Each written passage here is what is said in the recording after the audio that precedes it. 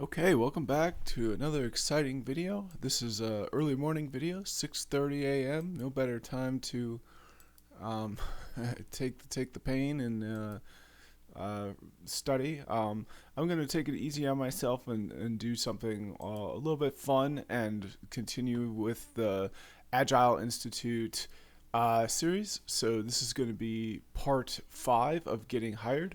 So if I click on this old video here that I did, you can see I've got it marked where the next section is.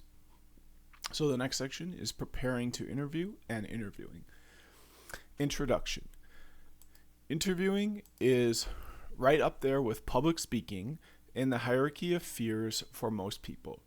Not only are you performing for someone else, but they're actively judging you the whole time.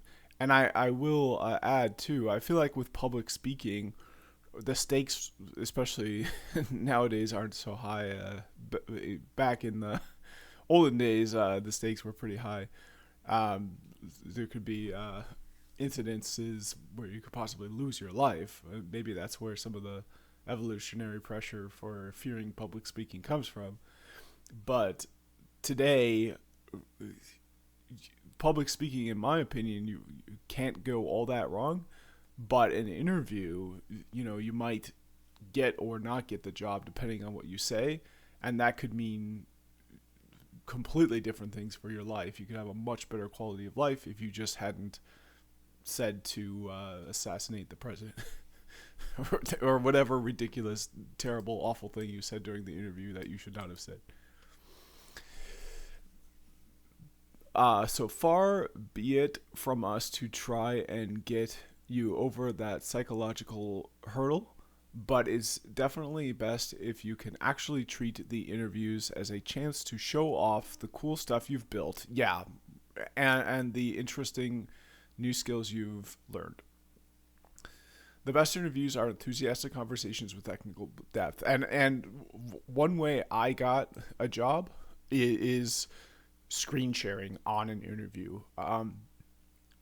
If you have the camera confidence to be like, here, I'll show you, and you can screen share without it going wrong, without accidentally muting yourself and forgetting to unmute, and bring up like your lab in GNS3 and show that off. And it's like, or you could bring up like the book that I'm reading here and highlight that, or like actually show a project, or even just screen share on your GitHub and like pull up some files that you're particularly proud of, some sections of the code.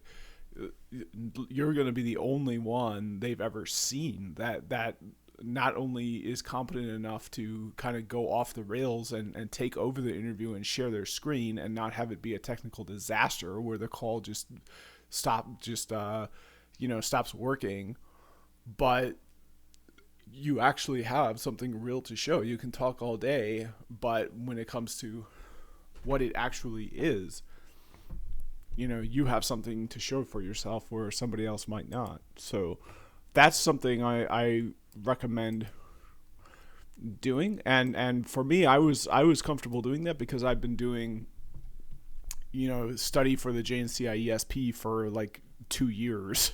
So I was in that lab every day, 3 times a day. You can see it on my channel. So to just pull up my lab and be like, oh, you want somebody who knows about spanning tree? Well, here's the spanning tree scenario I did in my lab. Like, here's some ideas I have, or some things I've done that are related to this. And you can see here it is in Wireshark, the actual BPDUs.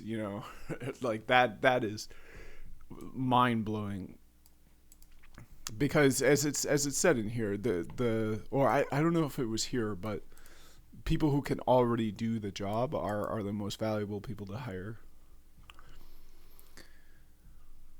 Yeah, so the best interviews are enthusiastic conversations with technical depth. The first step before everything is to prepare. You'll want to figure out the other thing I have to say about this is it's so hard to tell where that technical depth lies. And I feel like sometimes the technical depth is I don't know, it's really I almost don't want to say this, but sometimes it feels like the technical depth is deeper on my end. And like if I were to get into technical depth, it would be just not a good discussion. Now that's rare. Most of the times, especially if there's like a cloud component, it's been just that, oh, I haven't studied cloud and I don't know enough about cloud for what they expect. But sometimes it's like no, you don't understand. Like it's what I'm talking about is true, and it matters. And it's like I feel like sometimes the best interview uh kind of can't happen because you actually have too much technical depth. I honestly feel like I've experienced that at least once, if not more than once. The first step before but it's rare. I will say it's rare. The first step before everything is to prepare. You'll want to figure out the questions you might expect to be asked and the general responses you'll have for each, which demonstrate your brilliance. And you'll want to research the company too.